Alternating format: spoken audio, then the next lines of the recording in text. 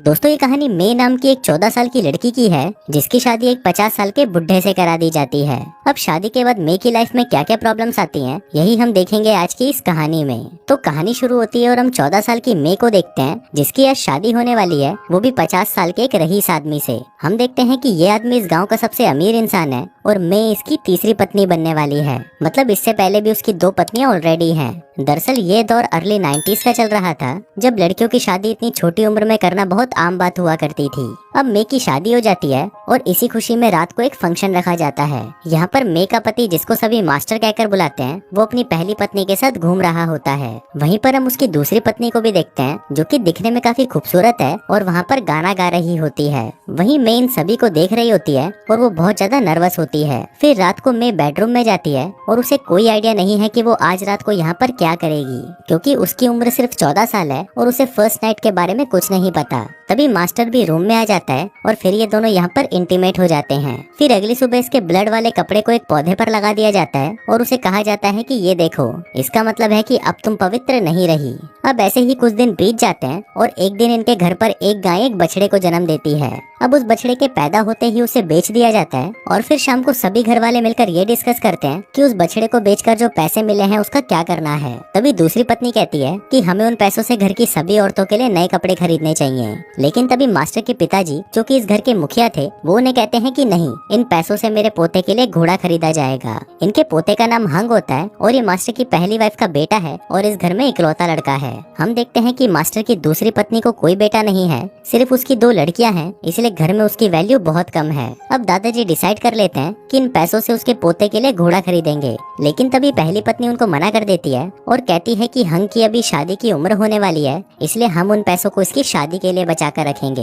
यहीं पर हम देखते हैं कि शादी के बाद सुनकर हंग घबरा जाता है, जैसे कि उसे किसी चीज से डर लग रहा हो। अब ऐसा क्यों है ये हमें आगे पता चलेगा। वहीं मे भी इन सभी की बातों को ध्यान से सुन रही थी और उसे भी समझ आ जाता है कि अगर उसे अपनी वैल्यू को बनाए रखना है तो उसे भी एक लड़के को ही जन्म देना पड़ेगा। इसी दौरान मे की दोस्ती दूसरी पत्नी के बच्चों से भी हो जाती है, क्योंकि वो दोनों भी लगभग इसी की उम्र की थी और मैं पूरे दिन सिर्फ उन्हीं के साथ खेलती और अपना टाइम स्पेंड करती थी। फिर एक दिन जब सभी लड़कियां तालाब में नहा रही होती हैं, तभी वहाँ पर मे को पीले रंग का फूल दिखाई देता है जो कि दिखने में बहुत खूबसूरत था। फिर मे जब उस फूल के बारे में पूछती है तो उसे पता चलता है कि ये फूल दिखने में तो बहुत खूबसूरत है, पर ये बहुत ज्यादा जहरीला है। अगर गलती से किसी ने भी इसको खा लिया तो उसकी मौत हो सकती है। अब ऐसे ही कुछ और दिन बीतते हैं और हम देखते हैं कि मे अब प्रेग्नेंट हो चुकी है, लेकिन उसको देखकर पहली पत्नी को उससे बहुत जलन होने लगती है। वो बहुत घबराई हुई थी कि अगर मे ने लड़के को जन्म दे दिया तो उसकी वैल्यू घर में ज्यादा बढ़ जाएगी, क्योंकि अभी ये घर में नई नई आई है। अब धीरे धीरे पहली पत्नी की जलन बढ़ने लगती है और वो मास्टर के फादर को कहती है कि हमें मे पर ज्यादा ध्यान नहीं देना चाहिए क्योंकि वो भी छोटी है। जिसके बाद वो मे के पास आती है और उसे कहती है कि तुम दूसरी पत्नी की लड़कियों से ज्यादा बात मत किया करो। फिर रात को मे जब वॉशरूम के लिए बाहर जाती है तभी उसकी नजर दूसरी पत्नी पर पड़ती है जो कि अच्छे से तैयार होकर जंगल की तरफ जा रही थी। मे जब उसका पीछा करती है तो उसे पता चलता है कि दूसरी पत्नी का अफेयर मास्टर की पहली पत्नी के बेटे हंग के साथ चल रहा है और ये दोनों जंगल में इंटीमेट हो रहे होते हैं। अब ये देखकर मे घबरा जाती है और वापस घर आकर इसी के बारे में ही सोचती रहती है। फिर अगली सुबह जब वो उठती है तो वो देखती है कि इनके घर में एक दूसरे के साथ अफेयर रखना बहुत ही आम बात है। इसके बाद हम देखते हैं कि कल रात 2 नौकरों को ऐसे ही रिलेशन बनाते हुए पकड़ा गया था, जिसके बाद लड़के के पीठ पर कोड़े मारे जाते हैं और लड़की के बाल काट दिए जाते हैं। जिसके बाद अब उस लड़की को अपनी पूरी जिंदगी एक पुजारी बनकर उनके टेम्पल में बितानी पड़ेगी।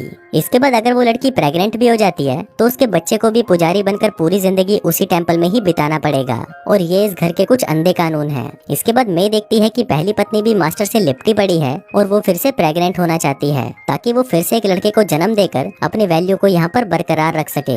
और कुछ दिनों की कड़ी मेहनत के बाद फाइनली पहली पत्नी भी प्रेग्नेंट हो जाती है। अब ये देखकर मैं घबराने लगती है कि उसका क्या होगा। जिसके बाद वो मंदिर जाकर भगवान से अपने लिए बेटा मांगने लगती है। फिर कुछ दिनों बाद हम देखते हैं कि हंग का रिश्ता पक्का हो जाता है, लेकिन ये बहुत ज्यादा गुस्सा था क्योंकि वो उस लड़की से शादी नहीं करना चाहता था। वो कहता है कि मैं एक ऐसी लड़की से शादी नहीं कर सकता जिसको मैं जानता तक नहीं। इस पर उसकी मॉम कहती है कि मेरी भी शादी कुछ इसी तरह हुई थी और मैंने भी तुम्हारे फादर को शादी वाले दिन ही देखा था। अब हंग बहुत ज्यादा दुखी होता है और वो रोते हुए दूसरी पत्नी से मिलने जाता है। वो उससे पूछता है कि क्या तुम मेरे से प्यार नहीं करती, जिस पर वो औरत कहती है कि नहीं, मैं तो तुमसे सिर्फ अपनी शारीरिक जरूरतों को पूरा कर रही थी, इसके अलावा हम दोनों के बीच में प्यार जैसा कुछ नहीं है। अब ये जानकर हंक को बहुत ज्यादा गुस्सा आता है और वो गुस्से में वहाँ से चला जाता है। अब इस सबके चलते फर्स्ट वाइफ की तबीयत खराब होने लगती है और उसका मिसकैरेज हो जाता है। अब जब मे को इस बारे में पता चलता है तो वो बहुत ज्यादा दुखी होती है, क्योंकि उसे लगता है कि शायद उसने मंदिर में जो भगवान से बेटे के लिए प्रार्थना की थी उसी की वजह से पहली पत्नी का मिसकैरेज हो गया। अब मे इस बात का दोष अपने आप को देती है, लेकिन तभी दूसरी पत्नी उसे कहती है कि ऐसा कुछ नहीं होता, तुम खुद को दोष देना बंद करो। फिर कुछ दिनों बाद हंक की शादी का दिन भी आ जाता है और उसकी शादी एक 13 साल की छोटी लड़की से करा दी जाती है। फिर रात को वो लड़की हंक के बेडरूम में आती है और यहाँ पर इसे भी नहीं पता था कि क्या करना है, लेकिन जैसा इसको उसके परिवार ने सिखाकर भेजा था वो अपने कपड़े उतारकर उसके करीब आने की कोशिश करती है, लेकिन तभी हंक उसे वहाँ से भगा देता है क्योंकि वो बहुत ज्यादा परेशान था। वहीं दूसरी तरफ हम मे को देखते हैं जो कि अब ज्यादातर दूसरी पत्नी के साथ ही रहती थी और दूसरी पत्नी भी इसका बहुत ही अच्छे से ख्याल रखती थी। अब मे को लगने लगता है कि शायद दूसरी पत्नी इससे प्यार करती है तो वो उसके करीब आने की कोशिश करने लगती है, लेकिन तभी दूसरी पत्नी उसे रोक देती है और उसे कहती है कि मैं तुमसे वैसा वाला प्यार नहीं करती, मैं तो तुम्हें अपनी बेटी जैसा प्यार करती हूँ। अभी देखकर हमें पता चलता है कि मे को लड़कियां पसंद हैं। इसके बाद हम हंक को देखते हैं जो कि अपनी शादी से बहुत परेशान हो चुका था और वो अपने फादर को कहता है कि मुझे उस लड़की से तलाक चाहिए। अब उसके फादर भी उसकी ये बात मान लेते हैं क्योंकि हंक उनका इकलौता बेटा था और वो उसकी बात नहीं टाल सकते थे। इसके बाद उस लड़की के फादर को वहाँ पर बुलाया जाता है और मास्टर उसे कहते हैं कि हमें तलाक चाहिए और आप अपनी बेटी को वापस ले जाइए और दहेज में आपने हमें जो कुछ भी दिया है हम उसका 3 गुना वापस करेंगे। साथ ही लड़की अभी भी वर्जिन ही है तो आपको फिर से उसकी शादी कराने में कोई प्रॉब्लम नहीं आएगी। लेकिन उस लड़की के फादर को लगता है कि शायद उसी की लड़की में कोई कमी है और वो अपने हस्बैंड को संतुष्ट नहीं कर पाई, इसलिए वो अपनी बेटी को बहुत डांटते हैं और गुस्से में वहाँ से चले जाते हैं। अब वो बेचारी छोटी सी लड़की इस बात से बहुत ज्यादा दुखी हो जाती है और इस बात को अपने दिल पर ले लेती है, जिसके बाद वो एक पेड़ से लटक कर खुद की जान दे देती है। वहीं दूसरी तरफ मे बच्चे को जन्म दे रही होती है और वहाँ उसकी पहली पत्नी भी उसकी मदद करती है। अब यहाँ पर मे एक लड़की को जन्म देती है और जब उसे पता चलता है कि उसने लड़की को जन्म दिया है तो वो बहुत ज्यादा दुखी होती है। वहीं सभी घर वालों को भी पता चल जाता है कि उस लड़की ने खुदकुशी कर ली है, जिसको जानकर सभी को बहुत दुख होता है। यहाँ पर मैं उस मरी हुई लड़की की बॉडी देखकर बहुत डर जाती है और सोचने लगती है कि कहीं उसकी बेटी के साथ भी आगे चलकर ऐसा कुछ ना हो।